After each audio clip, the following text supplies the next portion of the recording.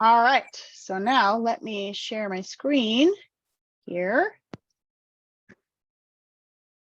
All right, Andrea, thumbs up that we can see the screen. We can see the Good. screen. Excellent. Okay. So welcome everyone. We're at session 3 of equitable grading. Glad to have you back today.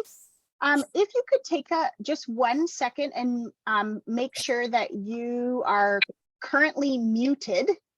We'll have lots of opportunities for you to unmute and talk, but for at this moment, can you make sure that you're muted? Because we have that feedback kind of background sound thing going on. Thank you so much. And also, if you are, if your name is not on your little picture square, could you take a second and rename yourself? Just so for attendance purposes, Susan's working on that. We want to make sure we get that documented correctly. All right, I've already done that. So today we are going to just touch base again about rubrics. I'll talk more about that in a second. We'll talk about some of our takeaways from our homework reading that we did. We'll use our problem of practice protocol, and this week we're talking about motivation. And then we'll talk about just generally features of motivating students. So same slide here, just a reminder, we're on motivating students. Next time we'll be looking at multiple opportunities. So after today, we've got 3 more. All right. And again, sort of goes over it again. We're going to start with our rubrics recap. A couple of specific things I wanted to touch on. As you know, we, as always, ran out of time a little bit there at the end last time. So based on some of your feedback on the Google form, I just want to touch base on a couple of things. We'll debrief the homework, we'll do our problem of practice, and then just generally talk about motivating students. I'm going to, same norms as always, right? I'm going to go ahead and move on from this slide. All right, so in looking at your feedback, first of all, thanks for filling out the Google form. That's really helpful for us to kind of read through and think about what did we talk about? What did we miss talking about? What do people want to hear more about? You know, things like that. So thanks for taking the time to fill that out. So based on that feedback, there were multiple comments from people who were like,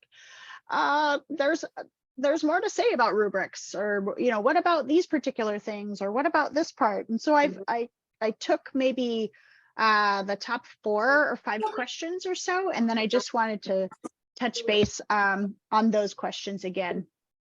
I do hear a little bit of feedback noise in the background. Could you do that last check and make sure that you're muted, please? Thank you so much. That's so helpful. Okay, first question that came up. How do we use rubrics if our district grades with points? And this one's tough. This one's really tricky. So I have a better answer about what not to do than what to do. So what not to do is to take your rubric score. So let's say the student scores a 3 out of 4 on the rubric. You have 4 categories on your rubric, and you decide that they're at the 3 level. What we don't want to do is take their 3 out of 4 and turn that into a percentage. We don't want to call that a 75%, because on a rubric, a 3 is proficient, and a 3 out of 4 or a 75% is not proficient, right? So they don't mean the same thing. It's not meant to be a mathematical calculation like that. So we know we don't want to do that. Couple of options. We can use a grading matrix to come up with a letter grade. Let me show you an example of one. So for example, you've got your letter grades, A, B, C, D, and F. And in order to earn an A, the student has to have 3 of the 5 learning targets have to be a score of 4. No 1s or 2s. So that means the other 2 have to be 3s. So they have to have more 4s than 3s. To get a B, 4 of the 5 learning targets have to be 3s, and 4s, no scores of 1, etc. So I'm breaking down what each of those grades translates to from my rubric scores. So that's one possible way. Let's see if I can go back. Another way is to develop a scale and then and then convert that to a percentage. So for example, you take the rubric score here, and what's recommended is the median score. So I've got multiple criteria on my rubric. So in this rubric, I've got 4 criteria on my rubric, 4 lines. And on one line, the student earns a 6. On one line, the student earns a 5, etc., a 3 and a 3. My median score is a 4, which would then translate to a 99%, for example. So if the 4 is the highest range, then I can, and these are made up, right? These are totally made up. So whatever your scale is, you are saying my rubric score relates to this percentage score. Okay. And there's a problem with mine because I have a 6 over here. So again, I just, tried to come up with an example. But I'd want to, adjust that a little bit. It's a little problematic to have a 6, but that's the idea. You can have a matrix, or you can develop a scale to convert them. Just what we don't want to do is take our rubric score and directly convert that mathematically to a percentage, right? Because they're not the same thing. All right. Another question: how does the rubric score translate into a grade? So, for example, if I have this assignment, here's my task specific rubric. So it's task specific, it's for one specific assignment, and we're looking at literary features. So I grade the student and I decide they're a 4 in this category and they're a 3 in this category. So I'm highlighting on the rubric where they are based on the evidence they've submitted. And I decide that this combination right here is an overall 3. Okay, so maybe this is more impactful than this one. This plays out in more detail in the assignment than this one does. Something about this one, I want to consider this more. So I decide overall it's a 3. In my grade book, under this target, I've got 4 assignments. I've got an essay, I've got this 1-pager, I've got a discussion thread, and I've got a presentation. So that's where this 3 comes from, is this 1-pager assignment that's up here at the top. So the 1-pager assignment is a 3. Overall, my summary judgment or my grade for the learning target is a 3. And then that's what's reported on my report card. This is how it looks on my report card. And then when I consider all of these grades, this is the letter grade for the course. Okay. All right. How does a checklist differ from a rubric? So a checklist is all of the items that should be included in the submission. So do you have, so here's an example, and this is from a physics lab. Do you have, in your data table, do your columns have titles? Do they have uncertainties? Do they have variables identified, etc.? And if you click on this, it takes you to the entire document, which is this lovely checklist of data table, graph, claim, evidence, mathematical model with reasoning, et cetera, et cetera. Like, it's all dialed in there. It's a lovely document, but it's just a checklist. It's just, do you have this and this and this and this in your submission, right? The rubric, on the other hand, is a description of the quality of those components of the assignment, right?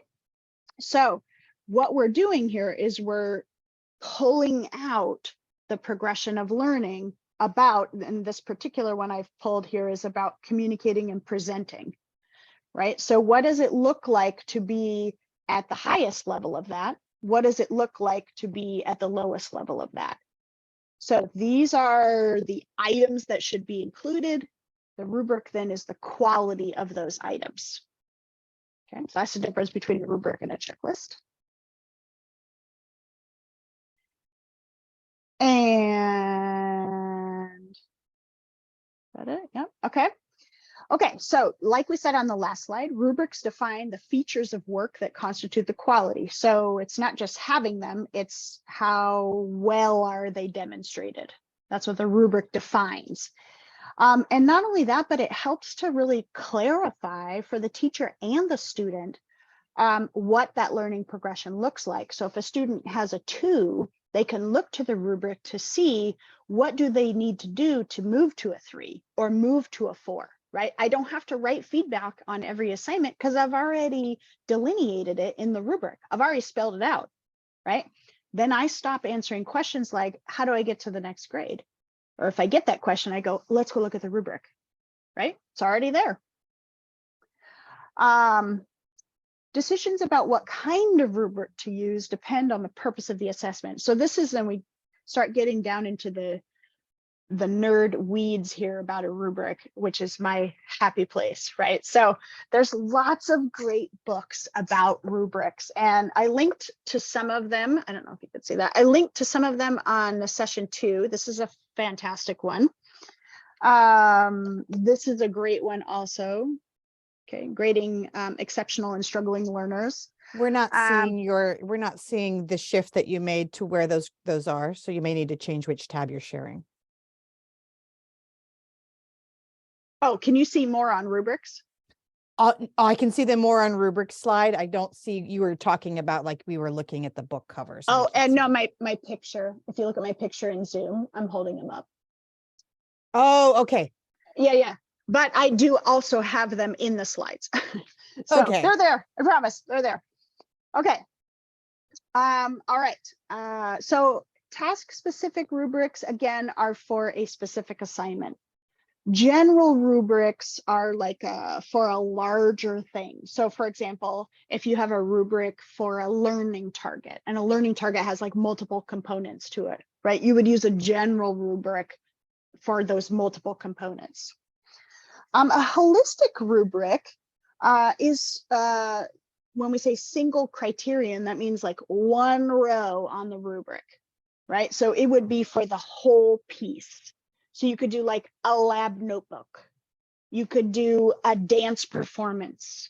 You could do an art installation, right? It's like I'm looking at the whole thing holistically and coming up with a grade. Or you could use an analytic rubric. And this is probably the one that I use the most, because in chemistry, there's a lot of pieces and parts and details, right? And so in an analytic rubric, it spells those out. When I'm talking about Unit 5 chemical reactions, I'm actually talking about multiple components of chemical reactions. I want kids to be able to balance. I want them to be able to predict products. I want them to be able to translate from words to symbols. Nomenclature is in there, right? Like each of those would be a line item on a rubric. If I'm talking about a general rubric for the whole target, I'm also going to break it out into its line item pieces, right? So some of these overlap. And as you're writing your own rubric, and some folks said this in their comments, like, I'm spending a lot of time on this. Rubrics take a lot of time to write. They totally do. I don't know if my rubric's any good, or I don't like it, or I want to make it better. There's this great rubric for rubrics document that I got from this book.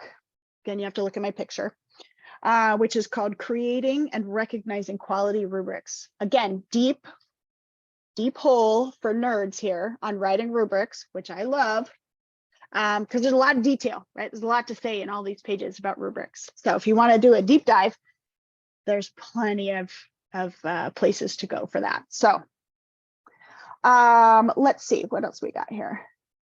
The last one I want to talk about is struggling. So how do we differentiate a rubric to meet all student groups, student learning groups? So like SPED, ELL, etc. And I pulled this book. Again, this is a great book, Grading Exceptional Learners and Struggling Learners. Love this book. A lot of good ideas in this one. So if you have, for a SPED student, if you have a student with accommodations in your general ed classroom, as the teacher, you're legally responsible, right, for accommodating your instruction to meet the needs of the student, right? So the student, you have the same expectations of the student content-wise, but their entry points to that content or their pathways to that content can be accommodated, right? So the teacher evaluates the student on the same rubric as non-IEP students, right? It's just their pathway to get there may be different. If you have a more impacted student, say like they're on a modified diploma, then there's a few different ways that you can evaluate the student. So again, I took these right from this book right here. Okay, right from this book. But I crossed off the first one, grading on IEP goals. And that would be something that their case manager would do, probably not the classroom teacher, because they just have a different relationship with the student, right? It's more appropriate that they grade on the IEP goals. So I crossed that one off. You can grade on how they've improved over their past performance. You can weight assignments differently than the other students in class. You can include behavior in their behavior or effort in their grade. And you can also adjust the grading scale. So you can make shifts in your rubric. And ideally, I think of all of these dots here, for me personally, the most ideal one is the last one. And this is something I would want to do in collaboration with their case manager, right? Because they know the student a lot better than I do, especially at the beginning of the year. And so together we would talk about and think about how do we make adjustments to the rubric to meet this student where they are, like what their skills are. And we want to push them and increase and improve upon their skills, but reasonably speaking, right? And so making that together is helpful in that process. Let's see, I was going to say something else about that.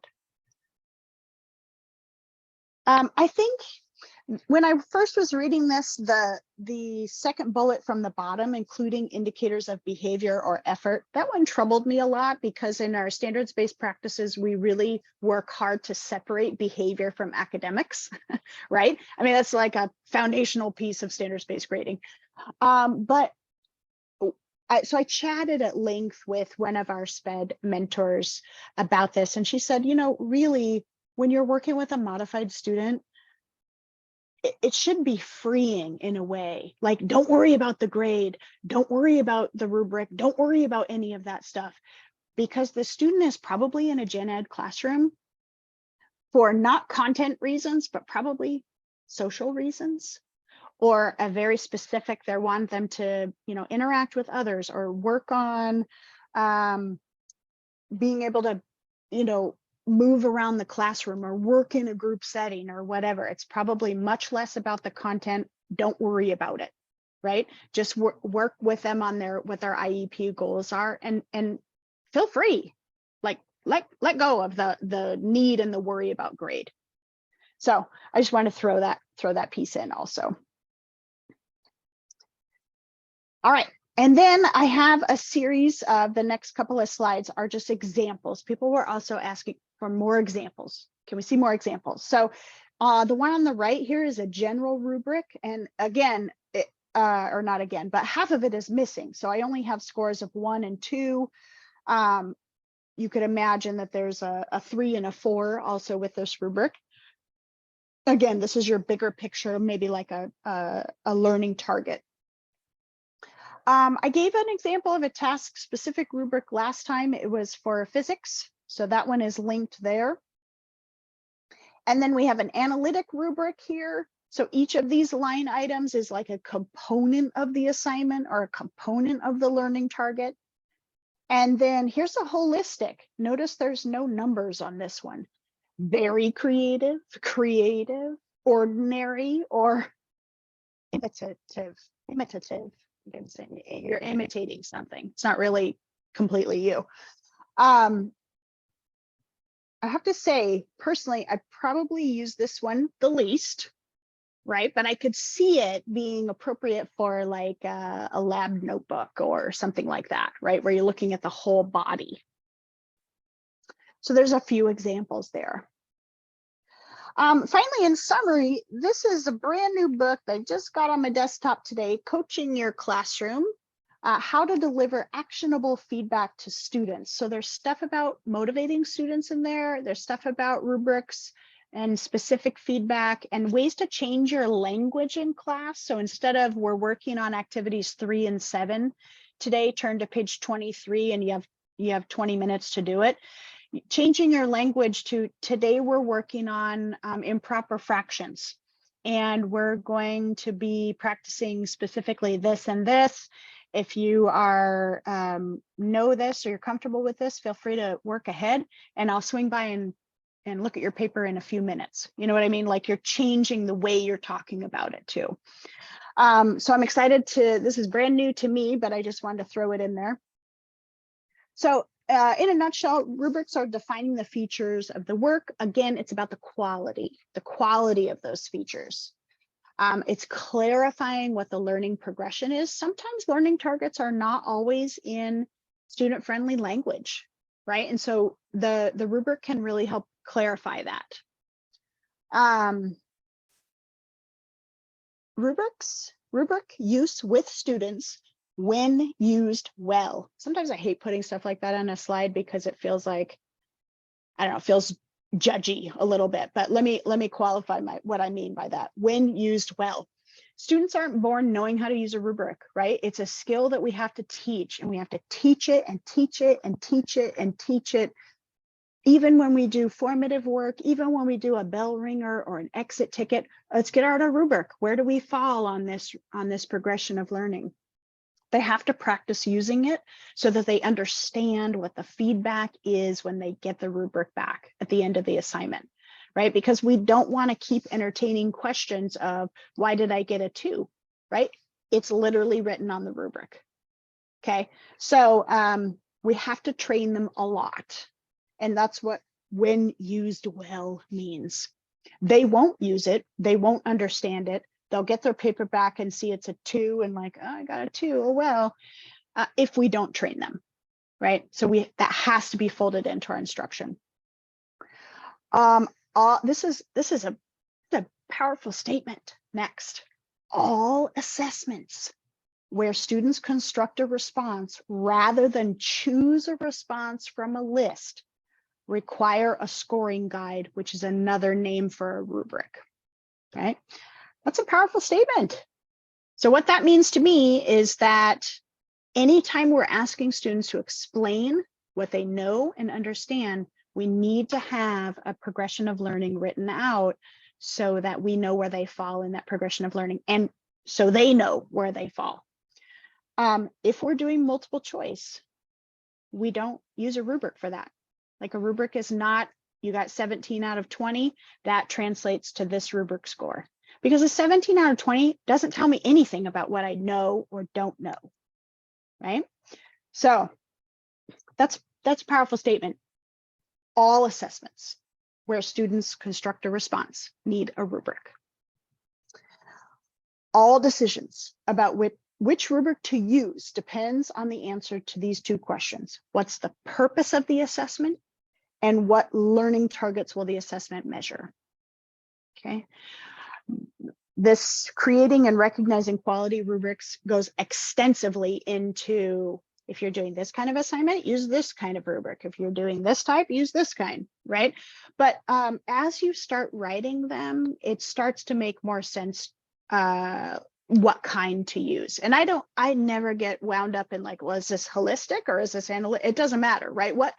The name of it doesn't matter. What makes sense for the assignment that you have? Are there multiple pieces that you're evaluating in the assignment? That's probably going to be analytic, right? If you want to give feedback on each of those line items, that's analytic.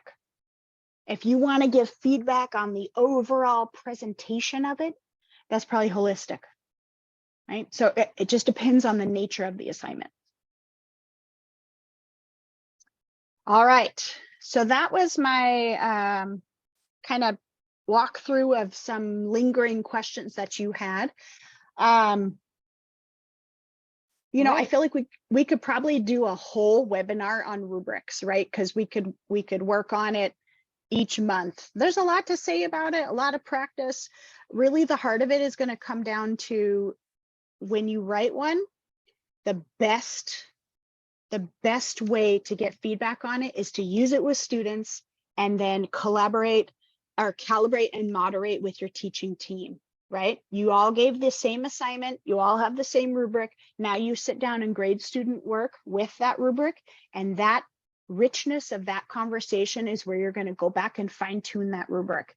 And then you can continue to use it year after year as long as you're doing that same assignment, right? So the real value comes in that calibration and moderation time. And you'll So need to do that every year, that calibration and moderation, but it doesn't take as long the second time or even the third time that's or even the true. fourth That is time. so true. But it helps to have like really real productive conversations with your colleagues as opposed to superficial conversations. All right, so now you're hearing my voice instead of Christy's voice. That means we're transitioning into student motivation. One of the things that they said in your feedback was you wanted to hear a little bit more from us and a little less time. You still want time in your breakout rooms, but you want to hear a little more from us. So we're trying to do that this time as well. Just make sure that questions get answered. Christy, could you go to the next slide? All right. So when have you been motivated? Go ahead and click. Think about learning a hobby you picked up during like the last few years, something hey, I wanted to learn this, and so I did it. So just take a minute and think about it and remember what that felt like, what it felt like to learn that, what it felt like to do that, how you approached getting better at it. And then click again, Christy. Now think about coming to a mandatory PD and a staff meeting after school on a topic that doesn't apply to you. I can even see on a few faces that already instantly hits you with a feeling, right? So click again. How were those experiences different? And how were those experiences the same? So take a moment and drop those in the chat. I'm going to give you a minute to think about that. Read off a few comments before we move on. Chosen versus forced. Self-interest versus investment. Engagement is higher in a hobby for sure. What you want to learn versus what you have to. And that's like the key for what we're going to be sort of talking about today, is these ideas of how it applies to me. Where is it relevant versus irrelevant? What made you want to learn? So let's go ahead and go on to the next slide. So there's two different kinds of motivation. And I see, like, as soon as I said that, someone put that in the chat. There's self-driven versus external. So go ahead and click. Intrinsic motivation is that personal, just keep clicking and I'll just go through it, is that personal accomplishment, curiosity. That's that I tried to learn this by myself. Extrinsic motivation is that like grades, rewards, punishment, requirement. That's that I have to be here because I'm supposed to get paid. That intrinsic motivation makes you open to learning, just like when you were trying that new hobby, versus that extrinsic motivation of like, well, I'm going to get paid for being here for an hour and that's the only reason I'm here. You want to get it over with as soon as possible. Stop the discomfort as soon as possible. When can I get out of this staff meeting? The intrinsic motivation fosters ownership. Like, I want to own this. This is my thing. One of the things I picked up was calligraphy. I want to do more calligraphy, right? Extrinsic motivation fosters compliance. I'm going to do the thing I'm told to do, and that's all. And the intrinsic can often motivate greater learning, whereas the extrinsic just kind of motivates people to complete the task in any way possible. And some people, the easiest way to get it done as quickly as possible is to do it themselves. For other people, that's copying your friend's homework. Go ahead, go on. So do we want to foster intrinsic motivation if we want to get students to actually start doing things under a standards-based grading system? And according to EdReports, and I think I put the link as one of the readings we could read instead of putting it on this slide, there are four main elements. Oh, it's linked at the top in the blue. There are four main elements that contribute to intrinsic motivation. Competence, I feel like I can do it. Autonomy, I have some control over what I'm doing. and how it's done or what happens. Relatedness, that's, I want to do this for people who care about me or for who I respect or because it relates to me. And then relevance, this is interesting, this is valuable, I can use this. Let's go ahead and go on. So there are some techniques that come up for how to improve intrinsic motivation. So if you make your goals really clear, and this relates back to like those rubrics, then you can help students realize I can do this because they have a roadmap to get there. It also seems relevant because they're like, this is something I want to do for myself. So getting those goals clear in the rubrics, making sure that the behavior and academics are separated so that if they're having a bad day and they act out, they know that they're not going to be graded on that. That's a separate category. And then making sure that they know success, making sure that you're chopping things up into small enough pieces that they get to have little bits of success, because that reward pathway in the brain for success is stronger than a lot of other reward pathways. The second one is teach students how to self-assess. And this helps with some of that autonomy. Like if they know, you like go into a unit, you pre-assess, they know what it is they know and what it is they don't know. Then they can start saying, I'm going to choose to do the thing that's going to help me with the thing I don't know so that I can get better at it. And if I choose not to do it, and I do bad on the summative assessment, you're like, well, you never did any of the practice, right? Can kind of help them link back to their choices should be to help them learn. And I've linked what this formative assessment is, but this assessment of where you're at right now, and said, these are your strengths and these are the places you need to work on so that they can then pick with, make an educated guess as opposed to a wild guess, just to point back to the patterns curriculum itself. And then give specific supportive feedback. That's just like the relatedness, like what are you doing right and how do you get better? There's a lot of evidence that shows that if you give feedback and then you add the words in of like, hey, I'm giving you this feedback because I know you can do this and you can get better, that reinforces the confidence, that competence idea reinforces the relatedness idea. And some students, historically underserved students, were 400% more likely to turn it in a second time with revisions. So just like giving specific feedback where they know what to do. And not grading that feedback, not punishing them for not knowing how to do, but rather helping them figure out where to go from there. Okay, go on. Andrea, there's a couple of things in the chat box. Yeah. Do you want to, I don't know if you can see it there. Someone brought up, Amy says she struggles with autonomy. How do we get students to choose the options that are similar in learning? And Caitlin follows it up and says, sometimes students struggle with too much choice, too many options. So like, what's the right balance? Yeah, I find that 3 is a good number to choose for me personally, 3 to 5. According to brain science, we can only hold 3 to 5 things in our mind at one time.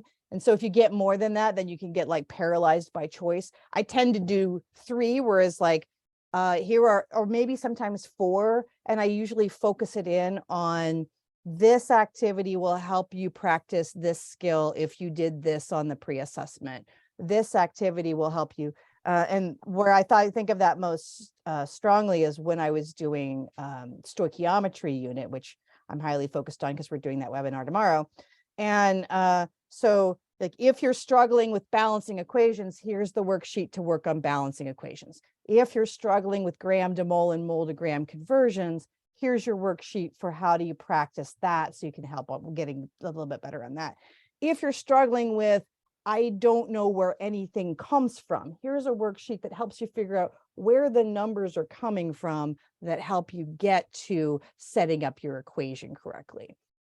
And those different choices were based on what they did on pre-assessments and what they were doing in some of those formative assessments. I had a colleague once that had, she had different reading levels for this assignment they were doing on a particular topic. And instead of labeling them like advanced reading level, medium, or low, I'm having a hard time imagining anyone would title it that, but instead she did like spicy, medium, and mild. And the students could like self-select what level of spiciness they wanted in their reading. I thought that was clever. Always making it about food, right? It's relatable. And for some reason, yeah, like that, changing the words to something different, even though it's still a scale, it doesn't have the same kind of stigma to be like, I'm a mild kind of person, right? It's not the same. Let's go ahead and go on to the next slide. So some other techniques are provide time and support practice. So if you're noticing that your students aren't quite getting some things, and they may all be not getting different things, you need to provide space in class, time in class, or some time for them to practice. In our district, we have tutorials where people can come in and practice, or some time after school to practice, or some time in class.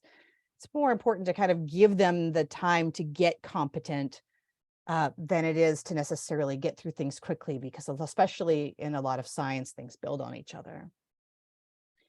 And then cooperative assessment against goals. So this kind of goes back to some of the ungrading ideas I've seen before, which is you conference about your assessment results. What do you think you got? What do I think we got? And then how do they compare against each other? Sometimes, a lot of times, if you ask students to assess themselves, sometimes they're really harsh, and you can say like, no, I actually think you did better than you thought. And sometimes they think they did really well, and you can say, well, I didn't see that evidence here. Can you point it out to me? And that becomes a learning experience where they learned from that cooperative assessment. Unfortunately, cooperative assessment does take time, so you'll need to find a way to build that in. I often would try to build that in on an engineering design day, where I know like, hey, those folks are spending some time doing engineering projects, and I can kind of pull them to one side of the room where I can kind of watch what's happening while they're exploring ideas, and have some of these sort of more private conversations in the other half. Or if you have a student teacher, that works too. Or you can set it outside of class. And then the last one is empathy interviews. This is one of the things that I found most powerful in my own teaching practice. Is I invited people to come to lunch and just say, tell me about a time you enjoyed learning. What was it like? What was present there? Tell me about a time you didn't enjoy learning. What was going on there? And then it was a very startling thing to happen if we had those conversations. And I wrote some notes down, and then I was like, they talked about in middle school, they knew what they were supposed to do. They understood what was happening. The instructions were really clear. So we would have those conversations, and sometimes in the moment I could do it, and sometimes I had to do it later. I could come back and say, oh, so would it be easier for you in my class? And I know you weren't talking about my class, if I wrote out the instructions in this way, or if I modeled what was going on in the lab in this way. And not only did the students, they would all be like, wow, they all had this look of shock on their face. And then they were like, yeah, that would really help, right? And it really especially helped my historically underserved students, because they often feel like, even if they are being listened to, they often feel like they're not being listened to. And so to directly come back and say, I heard you and I'm making a change because you said something, because I want to help you, reinforces your role as a support and a guide for them, makes them feel like they're important, and improves that sort of relatedness, and shows them that you believe in them more than you telling them that you believe in them. So I recommend that if you have that choice. I want to chime in too along those lines. I haven't done empathy interviews, but I have done like a Google form feedback type thing. And I agree with everything Andrea said. If you ask students, what can be better? Like, or what's not working? Tell me what's not working and we'll stop doing it. What can be better? How can it be better? And then not only for me as the teacher, but you as the student, what's not working with what you're doing? How can you be better, right? It goes both ways. We're partners here in this. And then I think the key is then sharing the results with the class. That's a really important part. Because I would say, if you don't want to hear the feedback, don't ask, right? Like if you're asking, share it back out, and then institute some of those changes. And 100% students will feel like they have a voice, you're listening, and you're making modifications. That's hugely motivational for creating that classroom community.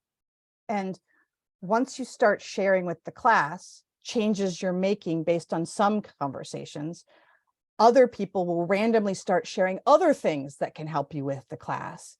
And I noticed that there were a group of students that we consider tier 2. They're borderline, they're stopped coming to class, they're not turning work in. And when I started doing this, those students started showing up. They started turning work in, they started having conversations about what they wanted to do with their life, which made it easier for me to connect what we were doing to their dreams, right? I see in the chat someone added in that one thing that they also do with students is have them assess themselves on a rubric and then highlight in their work where they've done the things that are in the rubric. That's great. That's a great technique as well, because in that fosters that conversation and helps them to self-assess and go, it's not just, I think it's there, it's right here on this line. It's right here in these words. And it makes them better at being able to express what they're trying to express, as well as makes it easier to have those conversations. So thanks for bringing that up, Renee. All right, so we gave you guys some assignments as far as homework. In the past, we've had you guys had those conversations, but we knew we were taking up a bunch of time with us talking about the rubrics and some of this. So I wanted to talk about what were some of the key points of why we assigned those readings. So the first article in the list from last time is really about formative assessment and how it can improve motivation if it allows students to correctly see how to get better. So it talks about using formative assessment and techniques in formative assessment to help students see the roadmap to success. So that's one of the reasons I gave that one. The second one is part of someone's master thesis, and it was just a summary on different ways to increase intrinsic motivation. So there were just a lot of like a little ideas in those 4 pages of that thesis from their literature review that I thought were interesting as far as connecting to that intrinsic motivation. And then the last article is a summary. That's that slide that we talked about a few minutes ago about autonomy, competency, relatedness, and relevance. That came from that article. And so that's just more information around that if you want to dive a little further into those ideas. So that's why we gave you those readings, and you're welcome to go back and look at them again. They're from those slides from last time.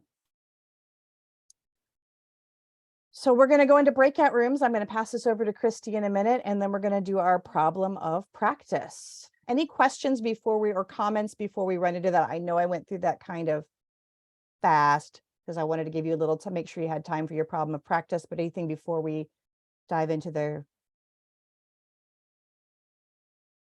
Okay, Christy, take it over. Yep, same groups as last time.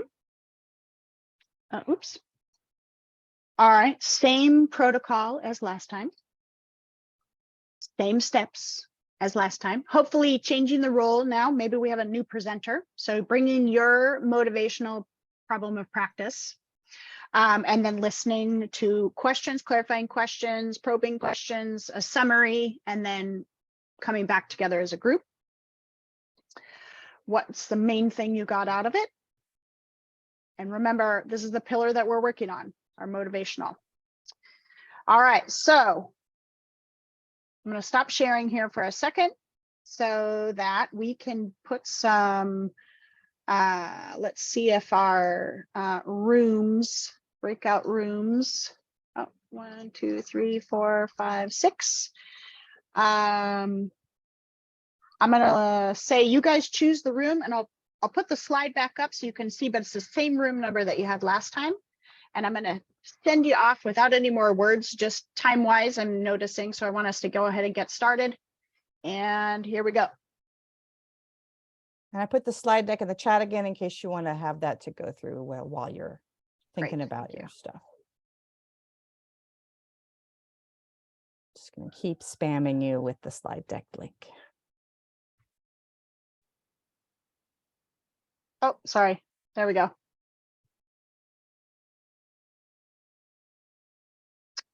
So, Room. oh, sorry. Oh, I was just going to say there's 6 rooms and you can see the group number, room number, same thing. So go ahead and take yourself to your room number. And if you weren't here last time or you want to be in a different group, you can either be like, hey, I want to be in a different group. I'm just going to go join that group. Or I wasn't here last time. What group has the fewest number of people? And then we can work on that. Okay, I've been in conflicting trainings and haven't been here yet. So you're saying I should just pick a group. Or you can just wait a minute and we can see which group has the fewest number of people. And we'll throw you in there just so you have a chance to share. Sure, either way is fine. I can hang. It's Sonia talking. I don't know if you can tell. I could tell. Hi, I was Andrea. like, hey, Sonia. Right It's now looking like room 1, don't you think? Yeah, that's what I was going to say. So why don't you join room 1 right now, Sonia? Okay, great. Let's see. Josh Myers is in 2. I'll put you in 2. Erica, where's Erica? Erica's in 2 also. And Leah. I don't know why I'm not seeing her name. She's here all the time, but. Hello. Hi, Leah. Do you see remember your name on here? No. Do you remember who you were with last time? No, because I was in the discourse. Oh, okay. Why don't we last time? Let's put her in room 1 too. Or 1. Yeah, let's Yeah. go to 1. Because we got fewer people in there. Thank you.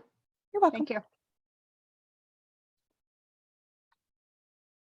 All right, I'm going to pause the recording here for a second. Sounds great. Okay.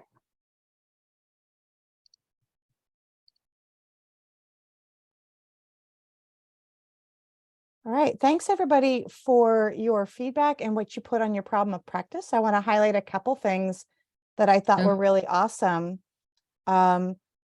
Group 2 mentioned providing opportunities for students to be accountable when an assignment isn't graded. And I remember hearing in there talking about, like, if you have an assignment that's not graded, but they have to present it to their peers, sometimes that's more accountable than even a grade because they don't want to look like not very good in front of their peers. So I thought that was really interesting and great thought.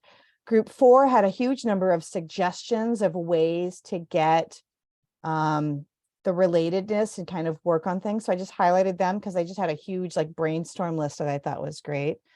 And group 6, there was that question about if a skill keeps circling back, does it have to be graded every time? And Christy and I were talking about, no, it doesn't, right? And if they've shown that they know how to do it, you can either keep adding more to the like deepening the skill so that they can see where it goes from there if everybody's got it, or you can say, hey, we've got that part, let's focus on some other aspect of it. I don't know if you wanted to say more about that, Christy.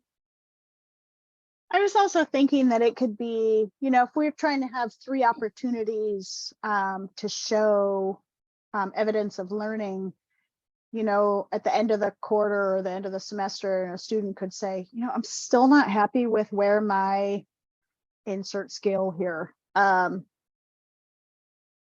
graphing is, but we know we've done many more than 3 graphs this semester. I could say, go pick out your best one. Let's take another look, right? So I'm not assessing every single one. I've done 3, but the student could go, and that's such great ownership of their learning, right? Like, well, I really feel like I've demonstrated it here. Awesome, let's have a look. And let's update your score if that's the case, right? And I see also that group 5 talked about building relationships. And I think that's really important. I know that I personally have had students, I did a lot of, so a couple of years ago, I wound up having to do a lot of subbing just because we had a lot of people out for COVID and we didn't have enough subs. So they like shuffled us around. And I would always ask the students, just because I was in another building, with the ones that showed up and weren't doing work, I'd ask them, why why are you here? Like, what are you getting out of this? Like, why are you doing this work? Like, what is this? What's going on for you here? I would just, start up a conversation with them. And a lot of them were showing up because their parents wanted them to. Okay, that's fine. But then if they didn't have the parent reason, it was because they liked a teacher, or they were learning from that class, or they felt good in that room. So that building relationship, once you have a relationship, then they show up for the relationship and happen to learn a little bit along the way, and then start realizing that they can learn. So definitely starting building relationships is a good place to start.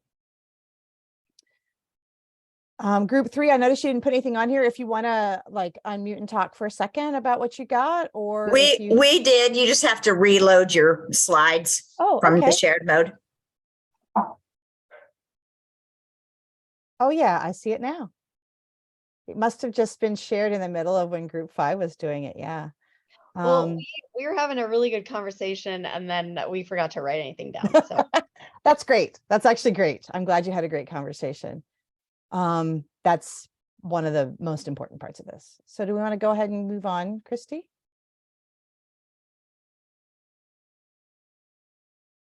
Then we were talking about how this is the motivational piece. So there's 3 resources we put here because we try to put 3 resources at the end of every one of these. Nudge is really a book about how you can help students create their own motivation to do things. It's about improving your own personal motivation. So it's less educationally and more sort of businessy. The Mind Shift podcast is about the Great Resignation for teens. So I know I heard in some of the folks, they talked about how there's a there's 3 or 4 people in classes that are just showing up and not engaging. That's what they're talking about with that Great Resignation. So they had some ideas about how do we help reform things for students, and how students themselves have gotten around this feeling of like, the world is falling apart. Why should I focus on my education? Into how do they make it for themselves? So that's an interesting listen to. And then Christy, did you want to say something about the Student Motivation Handbook? Yes, I recommend this tentatively. The book is on order. It is released at the end of March. So I actually haven't read it yet, but the title is exactly what we're talking about in this PLC meeting today. So I'm excited to read this one.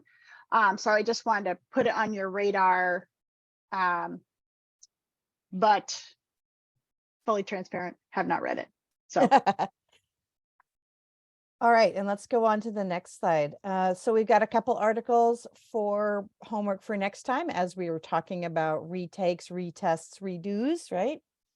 And our next meeting is April 26th from 4:30 to 6 again, same Zoom link.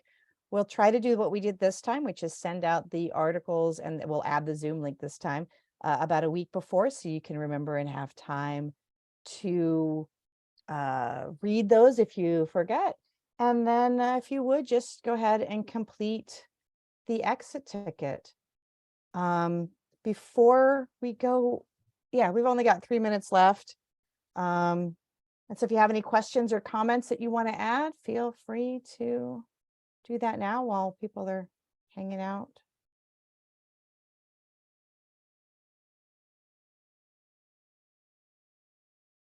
I don't know if Christy's going to get to it before I do or not, about just putting the link for the exit ticket in the chat. Oh, Susan got it already. I won it. Oh, Susan won. I was trying to win.